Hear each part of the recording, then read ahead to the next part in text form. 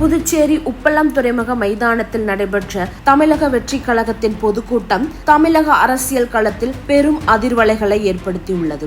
இதுவரை தமிழக அரசை மறைமுகமாக விமர்சித்த வந்த விஜய் புதுச்சேரி மண்ணில் நின்று கொண்டு திமுக அரசை நேரடியாகவும் மிக கடுமையாகவும் விமர்சித்துள்ளார். இத பார்த்தாவது தமிழ்நாட்டில் இருக்கிற அந்த திமுக கவர்மெண்ட் கத்துக்கிட்டா நல்லா இருக்கும். அதே நேரத்தில் புதுச்சேரி முதல்வர் ரங்கசாமியை பாராட்டி தள்ளி இருப்பது அரசியல் வட்டாரத்தில் உற்று நோக்கப்படுகிறது. நம்ம புதுச்சேரி சிஎம் சார் அவர்களுக்கும் இந்த நேரத்தில் என்னுடைய மனப்பூர்வமான நன்றிகளை தெரிவிச்சுக்கிறேன். புதுச்சேரி பொதுக்கூட்டத்தில் பேசிய விஜய் தமிழகத்திற்கும் புதுச்சேரிக்கும் உள்ள உறவு என்பது அண்ணன் தம்பி உறவு போன்றது என்று நெகிழ்ந்தார். எம்ஜிஆர் எப்படி தமிழகத்தில் ஆட்சி அமைப்பதற்கு முன்பே 1974 புதுச்சேரியில் ஆட்சியை பிடித்தாரோ அதே வரலாற்றை நினைவுபடுத்தினார். தமிழகத்தில் எம்ஜிஆரை மிஸ் பண்ணிடாதீங்கன்னு அப்பவே எச்சரித்ததும் புதுச்சேரிதான் என்று விஜய் கூறியது 2026 தேர்தலுக்கான முன்னோட்டமாகவே பார்க்கப்படுகிறது.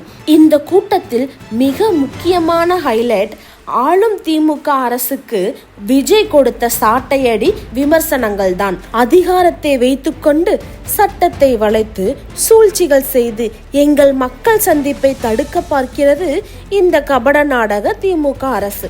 ஆனால் உங்கள் பருப்பு இங்க வேகாது என்று ஆவேசமாக பேசினார் விஜய். அதே நேரத்தில் புதுச்சேரி அரசை பாருங்கள், நாம் எதிர்க்கட்சி என்று கூட பார்க்காமல் முதல்வர் ரங்கசாமி அவர்களும் அமைச்சர்களும் காவல்துறையும் நமக்கு முழு ஒத்துழைப்பை கொடுத்திருக்கிறார்கள், பாதுகாப்பு அளித்திருக்கிறார்கள். இதுதான் ஜனநாயக மாண்பு என்று புதுச்சேரி NR காங்கிரஸ் பாஜக கூட்டணி அரசை புகழ்ந்து தள்ளினார். மேலும் இதை பார்த்தாவது தமிழகத்தில் உள்ள திமுக அரசு கற்றுக்கொள்ள வேண்டும்.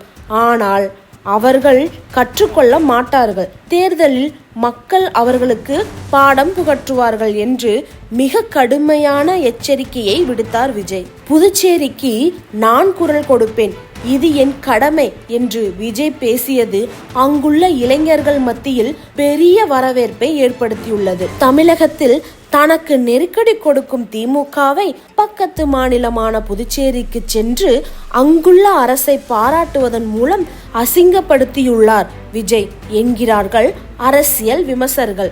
விஜயின் இந்த அதிரடி பேச்சுக்கு திமுக தரப்பிலிருந்து என்ன பதில் வரப்போகிறது?